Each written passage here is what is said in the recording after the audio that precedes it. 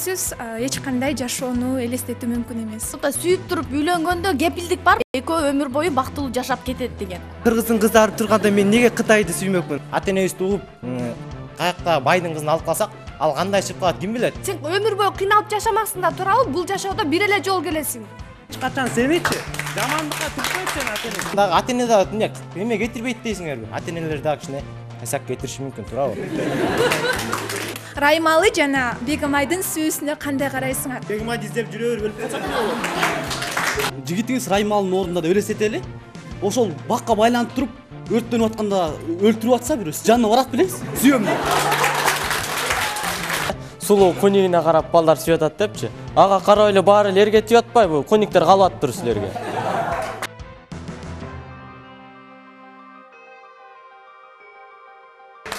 Мен кыздарга караганда балдар менен жакшы достошом да, балдардын оюн жакшы билем деп айтып кетсем болот. Мисалы мен дос балдар менен сүйлөшүп отуруп калсам, алар айтат да, сен сүйлөшкөн кызың аябай татынакай экен, тигил бул депчи. Ошого үйлөнөсүңбү деп айтсам, айтат да, ой жок, мен анын деген фигурасына мындай өзү красотка кыз да, мен досторум арасында эришип жүргөндө мындай авторитеттүү болом да, ой сен девушкаң вообще красавица турбайбы деп айтат. Мен ошону жаным эришип жүргөндө аябай мага приятно болот деп атат да. А сен аны аласың десем, жок, мен ага үйлөнбөйм дейт. Неге десем, мен эми мындай ал мындай тырмагын өстүрүп эле өзүн каранып эле жүргөндөн башка эч нерсени деле билбейт дейт да. Мен мындай жашоого түшүнгөн, үйдөгү жумуштарды жакшы билген мындай ушундай кызды алам дейт да, алпачы.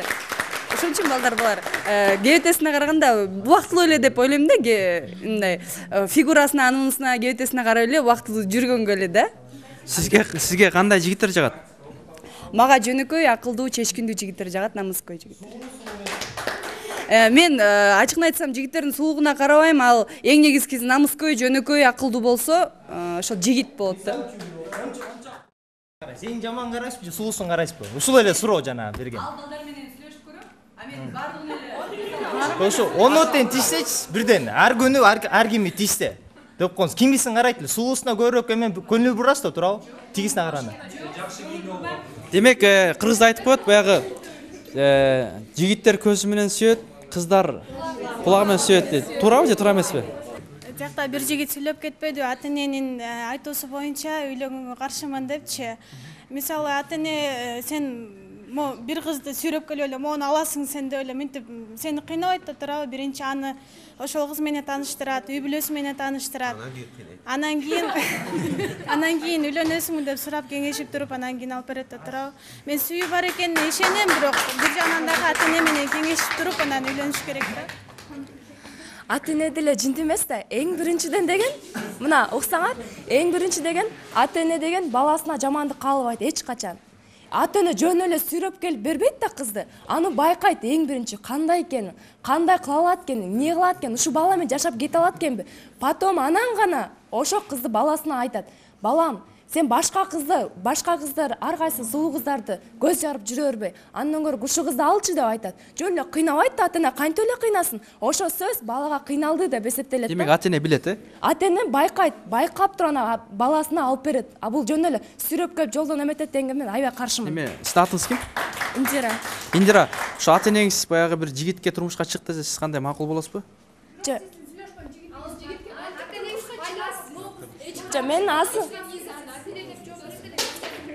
Мен азыр жигитим бар да. Аны негизи эле айтып келсек, мына айтып атасыңар, башка жигитке тий десе депчи. Бул жерде деген, мисалы мен жок болсом, мен жигит жесиндай. Негизи айтат да, мен ата энемди сыйлайм обязательно. А мен ал баланы деген мындай өзүм сүйөм деп айтам да негизичи. А бирок деген сүйүү деген жана айтып атпайбы? Негизи адамда балық сыяктуу деп, адамда болот бир гана жүрөк, ал жүрөк миңди таңдап бирди сүйөт. А мен ата энем мага деген жамандык каалабаса, мен ага тие бермекмин, мисалы. Жигитиң эмне болот ана жигитиң? Жигит деген негизи кыз жигит болуп жүрөт дейт. Анан эси анда сүйүү болбой калат го, анда сүйүү анда эмне болот? Жок, сүйүү андан кийин пайда болот экен ишенем мен. Ага чейин мен сүйүп жүрө берем, бирок алдыда ата энем эмне десе мен ошону кылам. Всё. Бул жерде мындай болуп атат да. Көпчүлүгүн эле карап турсам, мына сиз бул мырза айтып атат. Ата энемдин айткан теги боюнча ата энем ал деген кызды алам деп. айтып атат, эч кандай сүйүүнүн кереги жок. Эмне Бегим айды издеп жүрө эле биз. Издеп жүрө бермек беле, ага өмүрү өтүп кетет да андан көрө алып керек, үй бүлө курбаш керек да депчи. Анан бул жерде кандай түшүнүш керек? Силер эмне, силерде эч кандай сүйүү, мондай сезим, орусча айтканда, чувство деген жокпу? Ошол канча пайыз ушул сүйүү менен же болсо мен ушундай тыянакка келип калдым да, буну кандайча түшүнсө болот? Сиз азыр айтып атасыз, жанатан бери Бегим ай менен Раймалдын сүйүүсүнө. Сиз азыр жигитиңиз Раймалдын ордунда да элестетели. Ошол бакка байланып туруп, өрттөнүп атканда өлтүрүп атса бирөө, сиз жанына барат белеңиз? Сүйөм деп.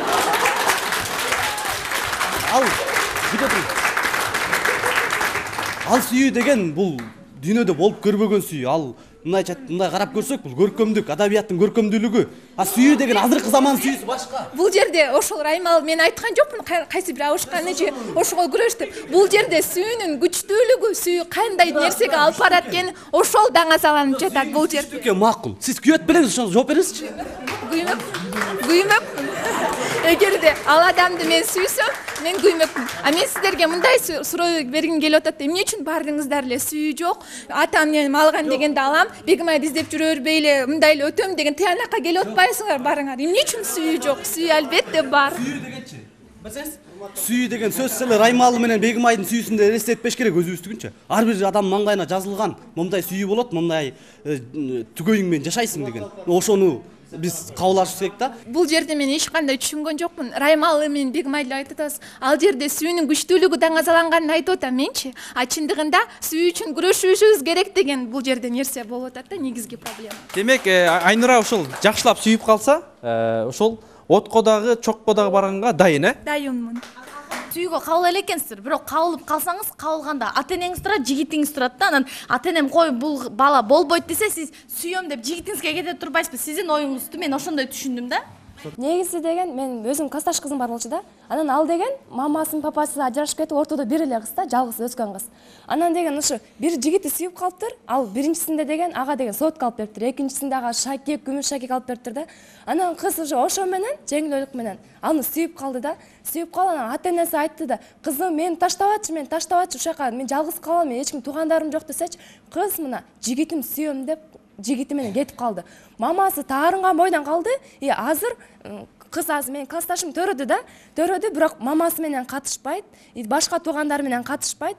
Азыр мамасы кызына таарынып, уже Россияга кетип калган да. Анан ушуга кандай карайсыңар? Мына өзүңөр айтып атасыңар да, эме деп, ата-энени жигитти таңдап кетебиз депчи. Ошого мен каршымын да.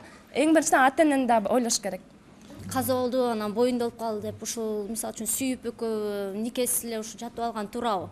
Мисалы үчүнчү, мусулмандыкта андай жок да, туурабы, шариятта жок. Ал уят нерсе, эң күнөө нерсе да.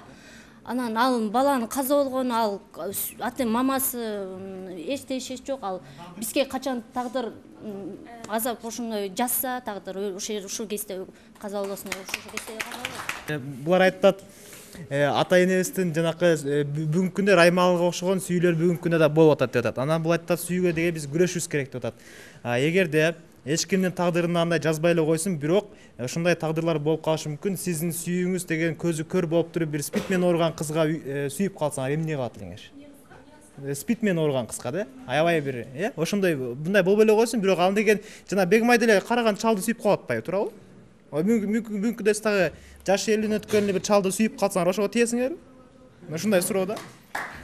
Жашташ билесиң. Бирок бул жерде сүйүү 50 жаштагы абышка болобу, 18 жаштагы мырза болобу, сүйүү эч кандай кары жашка карабайт. Мен тилекке бүгүнкү күнгө чейин сүйүүгө жолуга элекмин, бирок сүйүү чындыгында эле ошол адамды сүйүп калсам, мен анда айла жок эмес. Чындыгында ал адамды сүйүп калсам, карысына да, жашына да карабай, турмушка балким чыкмакмын. Анткени мен сүйүү үчүн күрөшөм. Мен жөнөкөй адамга без сүйүү, без чувств чыга бербейм. Бул мен үчүн бул эч кандай терс нерседе жатат да. Булчу мен сүйүүсүз жаша. Кантип мен адам сүйбөй туруп, аны менен өмүр бою өмүрүмдү өткөрөм. Эгерде сүйсөм, анда чыгам турмушка. Айла жоктон эттим ай, акылман кеттим ай дейт азыр. Сиз айттыңыз азыр, сүйүү үчүн күрөшөм деп, сиз сүйүүңүздү алмаштырасызбы, алмаштырбайсызбы? Кандай бир себептер болсо? Эмнеге алмаштырам? Себептерге алмаштырбайм. Булай айтты, спидке кабылсам эмне кыласыз жигитиңиз? Андан албетте Кудай сактасын. Бирок болуп калса, ал адамды ухаживать этип, жанында ар дайым болмок. Эмне үчүн мен аны сүйүп жүрүп, кандайдыр бир оорук калып калсам, таштап салам. Анткени бул деген эч кандай сүйүүгө жатпайт. Сүйүүнүн негизи ошол болот ба? Эмне сиз бирөөнү сүйбөй туруп, ошо менен кантип турмуш курасыз? Сиз негизи сүйүүгө калдыңыз беле? Орууну албетте Кудай берет. Кудай таалам берет. Анан ооруп баштаганда эч убакта таштап кетпейсиң да, туурабы? Ал анан мисалы Айнура деген жигит ооруп калса, Айнура жигитин таштап кетсе, ал жигит Айнура мени чанып таштап кетти деп, ал андан ылдый нукка түшүшү мүмкүн. Эч убакта антип чанып таштап кетпейсиң. Аны наоборот көтөрмөлөйсүң да. Негизинде эгерде да, мисалы да, булчу чындык эмес. Эгерде сиз 80 эмес, 75 деп коелду да, 75-те чалды сүйүп калдыңыз, ал 2 жылдан кийин өлүп калды. Сиз кайра ким өмүр бою жалгыз жашайсызбы же бул ошо чалды сүйүп өтөсүзбү өмүр бою? Кандай болот сиз дегенде? Жакшы таштайсың. Менин суроомду ушундай да, мисалы сиз картаң эле, кара жашка карап айтып атасыз, картаң эле кишини сүйүп калсаңыз, анан өзүм сүйүүмөн алып бурушам деп атпайсызбы? Ал кой, чоң кыз, мен мисалы силерди жактырбай атса да, мен силерди жактыра албайм, мен силер менен жашай албайм, кой деп атса, сиз кантип алып бурушасыз? Азыр, барабыз. Бул жерде мындай болот да, бардык эле жаштар эмнегедир сүйүү үчүн күрөшкүсү келбей, мени критикага салгандай эле болуп атат. Мен бул жерде эч кандай 70 жаш тигигим келбей эле, просто сүйүүнүн улуулугун бул жерде даңазалагым келтат. Сүйүү үчүн күрөшкүм келтат. Сүйүү үчүн сүйүү менен жашагым келтат. Мына ушул нерсени айткым келет. Бул жердеги жаштар баары эле сүйүүгө каршы чыгып атышат. Бул жерденчи сүйүү жок, сүйүү сиз эмне кыласаң, мынтип калсаңыз деп эле. Мен түшүнө албайм. Азыр мына урматтуу жаштар, урматтуу теле көрүүчүлөр, мына өзүңүздөр угуп атасыздар. Ушул сүйүүлөрдү баштан өткүзгөн ушундай биздин тажрыйбалуу агайларыбыз да келген. Анда сиздердин убагыңыздарда сүйүү кандай болду эле? Ушу жаштарды үнүн уктуңуз, анда Өзбек ажы кепке сизде. Бирде чында мындай болот да. Раймалы менен Бегемай деп эметкен бул чында жанагы акындар, жазуучулар көркөмдөй берет да, аябай кооздоп. Ошону көркөм деген ошол да, көркөмдөө. Мисалы кичинекей сүйүп калса, антип эле смертельный сүйүү кылып, анан өрттөп жиберип аларды, ушундай кылып берет да. Чынында берде мындай болот да, экөө ырдашып атып эле смертельный сүйүү болуп калат да. Анан экөөсүң жанагы Галилео болуп анан отко барат да. Бул жер чынында сүйүү бул эмоция болуп атпайбы, мындай сезим да. Анан сезимге алдырбаш керек. Мисалы мүмкүн анын толтура косягы бар. Раймалы может быть 100 аялды сүйөт. Анткени акындардын көбү ушундай болот да. Акындардын жүрөгү ненормальный. Көбүнчө анан келип алды, анын үчүн өрттөнө бергенден эмне пайда? Тем более аларда элдин баары каршы болуп атат да. Адат салтты билбей эле силер элдин көзүнчө жанагындай сүйөм күйөм деп өлөм деп атсыңар, ушу тура эмес деп эметип атсанын жанагындай болот. Анан конечно бул эме да. Мисалы Чыңгыз Айтматов өзү деле тигинин да сүйдүм, бунун да сүйдүм, анан толтура да сүйүү. Анан мындай карап келсең, ал деле сүйүүдү баалап аткан жок. Анан мен айтарым, мисалы эң сүйүүгө көп берилгендер француздар да. Анан эң көп ажырашуу француздарда. 200-300%. Аялдарда 200-300% ажырашат. Ошол эле жок да мындай туруктуу сүйүү эме жок. Үй бүлө жок.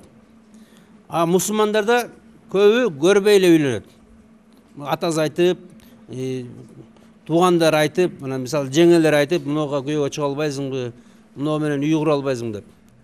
Анан ошо бирок ошолордо ажырашуу аябай аз. Мисалы 10%, 5% деген. Ито мына телевизордон улам жана сүйүү деп жанагындай түрлүү эмелер жүрөт вирустарды. Ошон үчүн ажырашуу көбөйүп барат да. Анан мен мисалы мына берден жанагы атамдын тилин албайм деп эметпай, атамды ал мисалы чынында бул европейский эме ушундай да файл. Атанын карамы жок. Мисалы чоңой алгандан кийин атанын карамы жок. Шарият боюнча эркек киши үйлөнгөндө атасын, энесин кантип карайм? Ушул келин мени менен кошо ата-энеме кызмат кылабы, кылбайбы деп. Себебинде эркек кишинин моюндагы парыз да. Ата-энени багыш, ошолорду жакшы караш, ошолорду терең урматташ эркектин моюндагы парыз. Ошон үчүн эркек киши үйлөнүп атканда жана сүйүп калганы менен эметпей, эң биринчи кезекте ата-энесин ойлошот, ушул кыз мен менен кошулуп ата-энеме кызмат кылабы деген эмеде. Анан жанагындай. Анан мен дагы бир айтарым, сүйүү чынында тең эмес. Кыздардыкы менен балдардын сүйүү тең эмес да. Себебинде балдар алданып калса эч нерсе деле болбойт да. А кыздар алданып калса көбү жанагындай бактысыз болуп калат. Жанагындай аборт жасагандары бар, дагы башкалар да. Толтура бир проблемалар болот. А балдар эч нерсе болбойт да. Бирок шарият боюнча алар да күнөөкөр болот. Эркек да күнөөлүү, кыз да күнөөлүү. Мисалы жанагы үйлөнгөнгө чейин көчөдө жүрүш, жанагындай бири-бирин кармалап жүрүш, анан кийин кучакташып дагы башка кылыш. Шариятта бүт баары тыюу салынган да. Кааласаң үйлөнөм десең куда түш, аванс төлө, нике кый, анан кийин мүмкүн кийин жашайсың. Окшо уруксат. Анан бирок жанагындай никез жок эле жүрө бериш, анан кийин жанагындай чегинен чыгып кетиш ушу такыр туура эмес да шарият боюнча. Анан ошон үчүн бизде ошо шариятты билбегенден жанагындай сүйүү көбөйүп барат да, жанагындай жоопсуз сүйүү, жоопкерсиз сүйүү, жанагындай тоок сүйүү, дагы башка сүйүү. Жакшы, сизге каршылар бар экен, андыктан жаштар сүйлөсүн. Мен каршы эмесмин. Тиги Айнура эжеге суроо бергим келип атат да. Эгер сиздин сүйгөн жигитиңизди сууда агып кетет, ошондой эле сиздин энеңизди, атаңызды агып кетет, сиз кайсынысын куткармаксыз? Жаштар сүйлөсүн.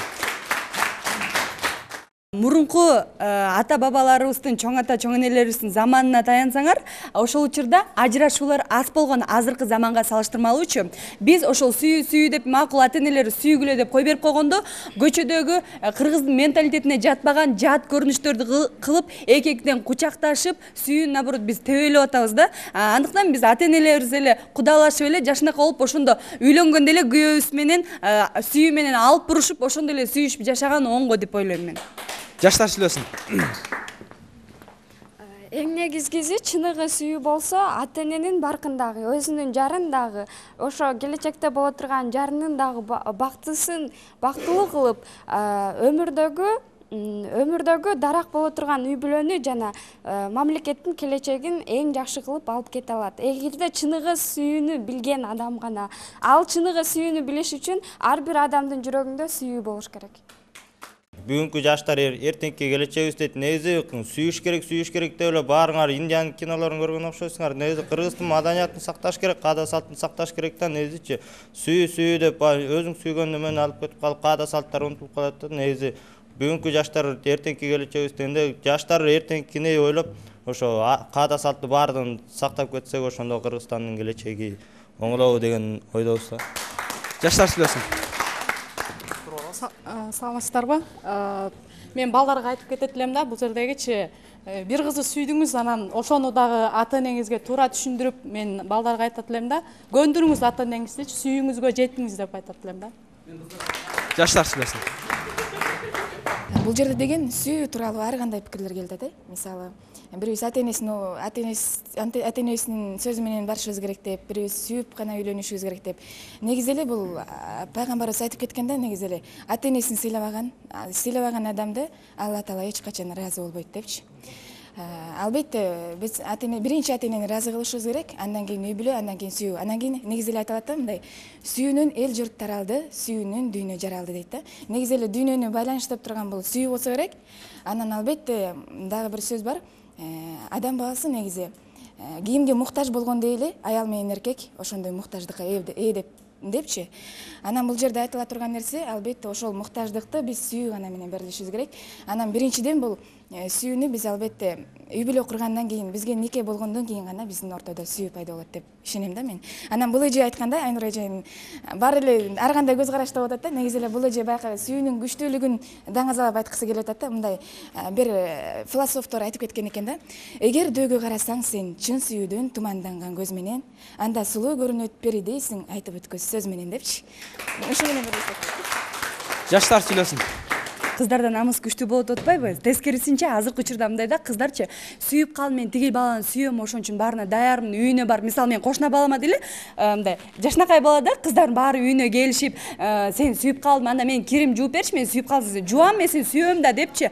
Анан кыздар ошентип көчөгө аралабай элечи, мисалы ар кандай жат көрүнүштөр болот атпайбы? Балдар деле момундай да, балдардын оюн угуп көрсөмчү, алар айтат да, мисалы эч кимдин колун кармабаган, үйүндө эле үйүнөн көп чыкпаган, көп баспаган кызды алам дейт да. Мисалы тиги кызды албайсың, жашынакай кыз экен го десем, койчу ал көчөгө көп басат дагы, ар кандай отуруштар деле жүрөт дейт да, мисалычы. Ошол сиздин оюңуз боюнчачы, мисалы ошол кыздардын көптүгүнөн ошондой нерсе болуп атабы же бул сүйүүбү? Үйүнө барып, кийимдерин жууп берген бул.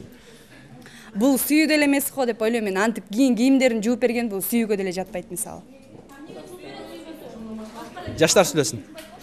Анын сулуулугуна эле карап атат да бул жердечи. Мен мынтип айтар элем, бир кыргыз тасмасында бар го бул сүйүү пүйүү бул болбогон бир жомок депчи, ошого кошулат элем да. Мисалы айтып атат райымалы бегим айлар деп. Азыркы биздин райымалы бегим айларыбыз жаш уландар. Алар сүйүү үчүн бул бири-бирин өлүп же кандай ошондой болот го жаман. Бул адамдагы эң жаман сапат, бул оо жоктугу эле нерсе да, ушу жаштардын Жаштар сүйлөсүн. Баяттан бери карап турсак, махабатты тим эле даңазалап атасыз да. Эчат болуңуз, бир күнү махабат деңизиңизге барып чөгүп кетип жүрбөйлү. Эң алгач ата энеңизди түзүңүз. Анан жаштарга сүйүүнү берсеңиз жакшыраак болот да. Жоңуз айтып атпайбы, эртеден бери биздечи эме депчи, силер эме сүйүү жок деп атасыңар депчи. Биз айтып атак, сүйүү бар, бирок сүйүү үйлөнгөндөн кийин гана болот деп атат да. Өзүмдүн сөзүмдү жыйынтыктап кетсем, азыр бата менен эл көгөрөт, жамгыр менен жер көгөрөт дегендей, биринчи ата эненин батасын алып туруп, анан кийин барып эметиш керек да. Ата эненин сөзү угуш керек. Жаштар сүйлөсүн. Айнура сага суроо да берип кетти. Кимди тандайсың анан? Бул жерде сүйүү жөнүндө аябай күрөштүк, сүйүүнүн көп тармактарын материалдык дагы ушундай көп көз караштык менен карадык. Бирок бул жерде мен эмнени айткым келет? Эң негизгиси де бүгүнкү күндө сүйүү деген тема биздин эң негизги темабыз болуп козголуп атат да. Анан бул жерде мен эң биринчиден сүйүүнүн күчтүүлүгүн, сүйүүнүн улуктугун даңазалагым келип атат. Сүйүүнүн ошол сүйүүдөгү ушундай поэмалар сүйүү үчүн жаралган, сүйүү үчүн ушундай нерселер болгон деп ошол сүйүүнүн күчтүүлүгүн даңазалагым келет. Албетте алар менен бирге мен ата энемди дагы сыйлайм, урматтайм.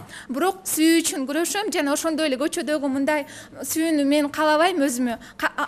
Ал адамды көргөндө мен анын көзүнө тигиле карай албай, ушундай уялуу сезимдер пайда болуп, азыркыдай сүйүү эмес, башкача бир чыныгы сүйүү деп ушул уялуу сезими болуп, ушундай сүйүүнү айтар элем да. Чыныгы сүйүү бул. Азыркы көчөдө ээрчишип жүргөн улан кыздарга кандай көз карашың? Көз карашым жакшы эле, бирок айтып атпайбы, бул ал деген мындай эки жагын кармалап, андай мындай депчи. Бул нерсеге кошула албайм, анткени эмне үчүн Чыңгыз Айтматов күндө эле жана рекламадан көрсөтүлөт го. Ал адамды көргөндө, кызды көргөндө Исабековдун жан дүйнөсү жыргалчу, аны тике каралчу эмес, анын сыйда таралган чачына, ушундай көзүнө деп сүйүүнү даңазалап атат. Ошон үчүн мен сүйүүнү даңазалагым келип атат да. Анын үчүн сүйөлү жана сүйүү менен жашайлы. Эч кандай сүйүүсүз билбейм, ар кимдин менин оюмча сүйүүнүн баары курулат, сүйүүнүн бардык нерсе болот. Мисалы, ошону сүйүп, ошого чыгып, ошону сүйсө болобу? Жөнөкөй эле, мисалы мындай не обязательно эле сен сүйүп калшы. Жөнөкөй эле жакшынакай эле, орточо эле кыргыздын жакшы жигити. Көй болобу, карапайым болобу, албетте мен ал менен өмүр сүргөнгө аракет кылам, анткени ал адам менин оюмдагы адам болуп атпайбы. Жөнөкөй болсо дагы ал эч нерсе карабайт. Атаң айтты, мына жигит жакшынакай эле экен, кызы мына ушуга эле чыгып ал, ушуну эле сүйүп ал десе кандай болот? Биздин менталитетте чындыгында мындай учурлар да болгон. Бирок менин ата энем менин бактылуу болушумду каалайт. Менин ошол адам менен өмүр сүрүшүмдү, ушул кызым, мен үйдө бир эле кыз болгондуктан, ушул кызым бактылуу болсо экен, ушул кызым өмүр бою ушул сүйгөн жарым менен өмүрүн өткөзсө экен дейт да. Анан ал атам мен сенин атаң болсом да, мен атайын жакшы жигитти карадым да, жакшынакай, образованный, колунан баары келет, ичпейт, чекпейт, жакшынакай, атасынын, энесинин тилин агат. Анан айттым да, кызым, мына ушул жигит келе тийип алчы, ушуну эле сүйүп калчы десем кандай болду?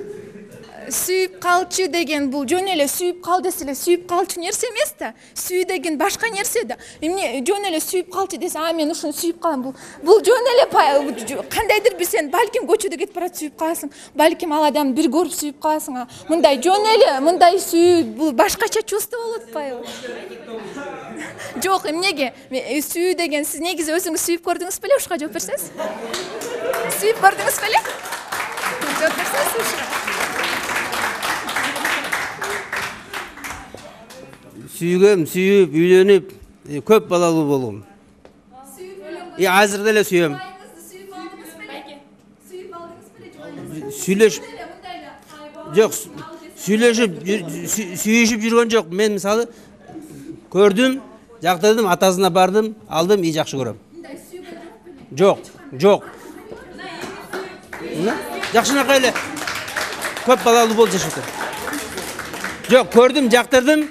Мага айтты да, мына мыногу жагабы дедим, жагат дедим. Жок, мисалы мына да машина көргөндө деле, мына да машина көргөндө мынтип карайсың. Көрөсүң, жагабы. Анан сурайсың, мотору кандай, тигиниз кандай, аласың.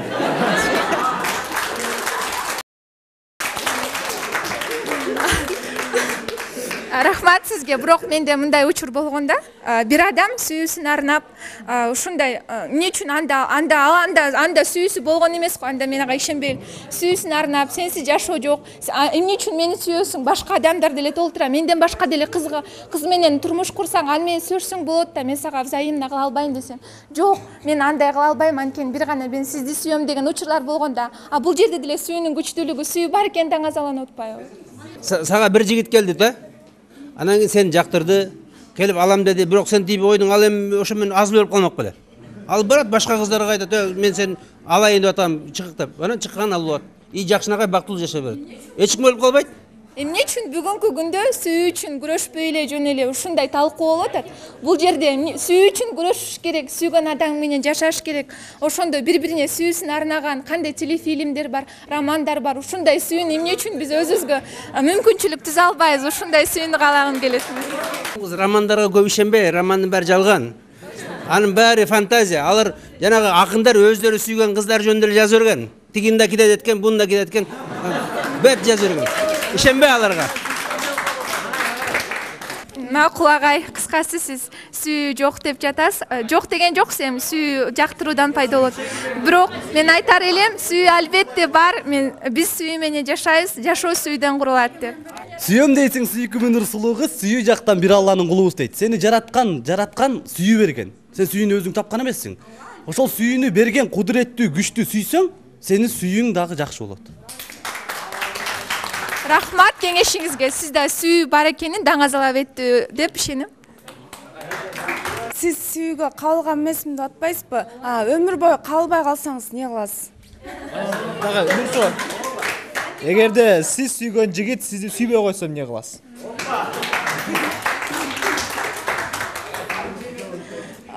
Биринчиден андан Кудай сактасын. Бирок эгерде мен ошол сүйгөн адамым мага сүйүүсүн арнаса, ал менин идеалымдагыдай адам болсо, мен аны сүйүп кете алам. Идеалдуу болбой калсачы, тилекке каршы.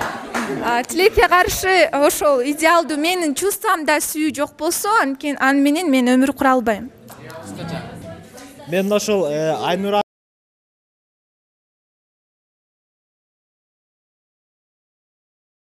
акыйкатты дагы да болсо, сиз түшүнөсүз деп ойлойм да. 35ке чыгып калдың уже, идеал таппай койдуң, эмне кыласың анан? Жаштар сүйлөсүн. Жок, 35ке чыкмайынча мен идеалымды издеп жүрө бербейм, албетте.